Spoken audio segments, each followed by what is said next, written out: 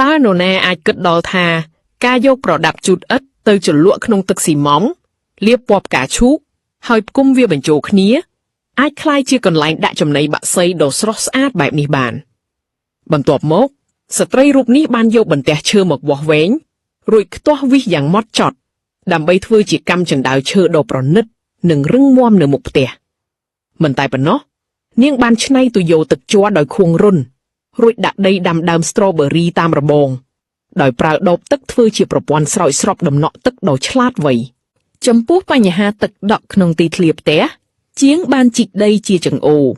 ក្រាលកំរាលការពារទឹកហើយរៀបចំថ្មឲ្យคล้ายជាផ្លូវទឹកហូរដ៏ស្រស់ស្អាតនិងមានប្រយោជន៍ចំណែកការតុបតែងសួនវិញគឺការប្រើសំណាញ់ដែករាងស៊ីឡាំងដាក់ក្នុងថូផ្កាចាក់ដីលាយគ្រាប់ពូជរួចស្រោចទឹកដើម្បីបង្កើតជាប៉មផ្ការីកស្គុះស្កាយ